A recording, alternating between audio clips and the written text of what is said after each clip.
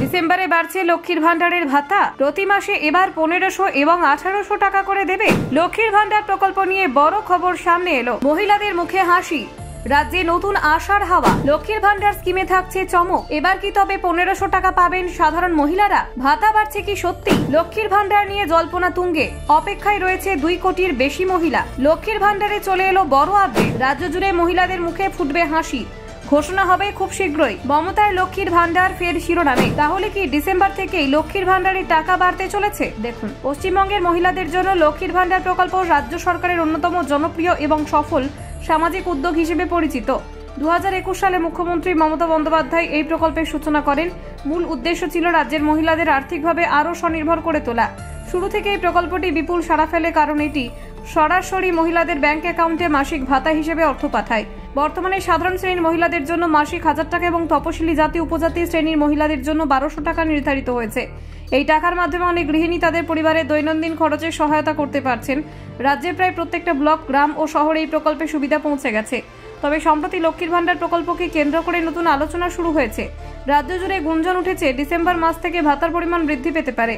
সংবাদ মাধ্যমে রিপোর্ট অনুযায়ী সাধারণ মহিলারা পেতে পারেন 1500 টাকা এবং তপশিলি শ্রেণীর মহিলারা পেতে পারেন 1800 টাকা মাসিক ভাতা। এই খবর ছড়িয়ে পড়তেই মহিলাদের মধ্যে আনন্দ ও আশার পরিবেশ তৈরি হয়েছে। যদিও এই বিষয়ে এখনো পর্যন্ত সরকারিভাবে কোনো ঘোষণা করা হয়নি, সরকার সূত্রে কোনো নোটিফিকেশন প্রকাশিত না হলেও অনেকেই মনে করছেন মুখ্যমন্ত্রী শীঘ্রই নতুন কোনো ঘোষণা করতে পারেন। ডিসেম্বর মাসে যদি ভাতা বৃদ্ধি কার্যকর হয় তাহলে এটি নিঃসন্দেহে মহিলাদের জন্য একটি বড় উপহার হবে। গ্রামীণ মহিলাদের জীবনে এই প্রকল্পের প্রভাব উল্লেখযোগ্য।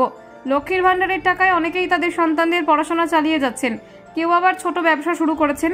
তাই এই প্রকল্পটি বেশ আর্থিক সহায়তায় নয়, বরং আত্মনির্ভরতার দিকেও বড় পদক্ষেপ। ভাতা বাড়লে তার প্রভাব রাজ্যের অর্থনীতিতেও পড়বে। মহিলাদের হাতে নগদ অর্থ বাড়লে গ্রামীণ বাজারে ক্রয় ক্ষমতা বৃদ্ধি পাবে, যা স্থানীয় ব্যবসাকে উৎসাহ দেবে। পাশাপাশি পরিবারে মহিলাদের সিদ্ধান্ত গ্রহণের ক্ষমতাও আরও বৃদ্ধি পাবে। এই প্রকল্পের আরেকটি দিক হলো স্বচ্ছতা। সরকারের পক্ষ থেকে টাকা সরাসরি ব্যাংক অ্যাকাউন্টে পাঠানো হয়, ফলে দুর্নীতির সুযোগ থাকে না। তবে ব্যাংক অ্যাকাউন্টের সঙ্গে আধার কার্ড যুক্ত থাকা বাধ্যতামূলক করা হয়েছে। অনেকের এখন আধার লিঙ্ক না থাকায় তাদের টাকা আটকে যেতে পারে। সরকার ইতিমধ্যেই ঘোষণা করেছে ডিসেম্বর থেকে আরও 5 লক্ষ নতুন মহিলা এই প্রকল্পের আওতায় আসবেন, অর্থাৎ ক্রমশ এই উদ্যোগের পরিধি বাড়ছে। অনেক পরিবার সেখানে আগে কোনো আর্থিক সহায়তা পেত না, তারা এখন এই প্রকল্পের মাধ্যমে কিছুটা স্বস্তি পাচ্ছে। অফিসিয়াল ওয়েবসাইটে লক্ষ্মীর ভান্ডার আবেদন স্ট্যাটাস সহজে চেক করা যায়। অনেকে অনলাইনে আবেদন করেছেন, আবার কেউ কেউ অফলাইনে ফর্ম পূরণ করছেন। এই প্রক্রিয়াটি সহজ এবং স্বচ্ছ রাখার দিকে জোর দিয়েছে প্রশাসন। তবে ভাতা বৃদ্ধি সংক্রান্ত গুজবের মধ্যে রাজনীতিতেও এর প্রভাব পড়েছে।